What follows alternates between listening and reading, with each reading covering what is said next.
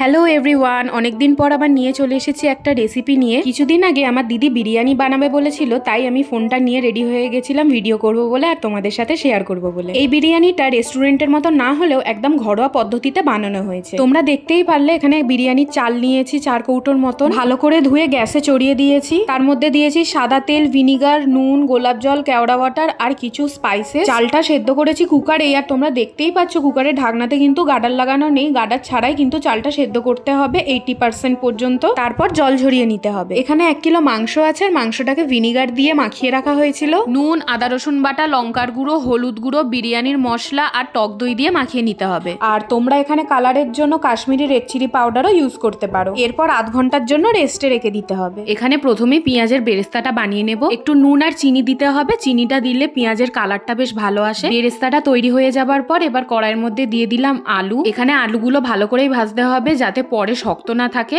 তাই একটু নুন আর হলুদ গুঁড়ো দিয়ে ভেজে নিলাম যাতে একটু লাল লাল দেখায়। এখানে তোমরা লঙ্কা গুঁড়োও দিতে পারো। আলু ভাজা হয়ে গেছে, এবারে আলাদা পাত্রে তুলে রাখবো। এরপর কড়াইতে পরিমাণ মতো তেল আর ঘি দিয়ে পেঁয়াজগুলোকে ভাজতে দিয়ে দিলাম। পেঁয়াজটা একটু নরম হয়ে আসলে দিয়ে দেবো আদা রসুন বাটা, আর ভালো করে কষিয়ে নেবো যাতে আদা রসুনের গন্ধটা চলে যায়। তারপর দিয়ে দেবো টমেটো, আর টমেটোটাকেও ভালো করে ভেজে নিতে হবে নরম হওয়া অবধি। এবারে ম্যারিনেট করা চিকেনটা যে রেখেছিলাম, ওই চিকেনটা এবারে দিয়ে দেবো ভাজার জন্য। ম্যারিনেশনের সময় যে এক্সট্রা দইয়ের যে গ্রেভিটা ছিল সেটাও কিন্তু দিয়ে দিলাম। এবারে কষিয়ে যেতে হবে, কষার উপরেই কিন্তু হচ্ছে আমাদের মেন কাজ। কষার সময় যদি মনে হয় নিচে ধরে যাচ্ছে তাহলে একটু জল দিয়ে কষাতে পারো। এরপর কিছু মশলা দিতে হবে। প্রথমেই দিয়ে দিচ্ছি কাঁচা লঙ্কা, চিনি, হলুদ গুঁড়ো, লঙ্কার গুঁড়ো আর হচ্ছে বিরিয়ানির মশলার গুঁড়ো। আর বিরিয়ানির মশলাটা কিন্তু ঘরের তৈরি, কেরালা থেকে যেসব মশলা কিনে এনেছিলাম ওখান থেকেই কিন্তু এই মশলাটা বানানো হয়েছে। আর কেরালা ঘুরতে গিয়ে আমি কি কি জিনিসপত্র কিনেছি সেটারও একটা ভিডিও আছে, তোমরা যদি দেখতে চাও তাহলে আমি নিচে লিঙ্ক দিয়ে দেবো, তোমরা দেখে আসতে পারো। এবারে আর কিছু না, আলুগুলোকে দিয়ে একটু নাড়িয়ে নেবো। এবারে আমাদের মাংস কষানো শেষ। এবারে তো লেয়ারিং করার পালা, তাই একটা ডেচকি নিয়ে নিলাম। ডেচকির মধ্যে ঘি দিয়ে একটু ভালো করে বুলিয়ে নিলাম যাতে নিচে না ধরে যায়। অন্য বাটিতে দুধের মধ্যে একটু কেওড়া জল, গোলাপ জল আর একটু মিঠা আতর দিয়ে দিয়েছি, এগুলো পরে কাজে লাগবে।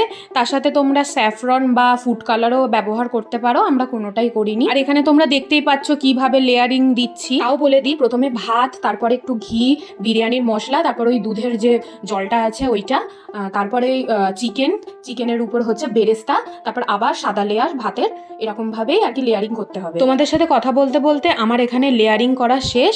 এবারে 15 মিনিটের জন্য দমে বসাতে হবে একদম লো ফ্লেমে। আর ডেচকির নিচে একটা চাটু বসিয়ে দিয়েছিলাম, একদম ডিরেক্ট বসাইনি।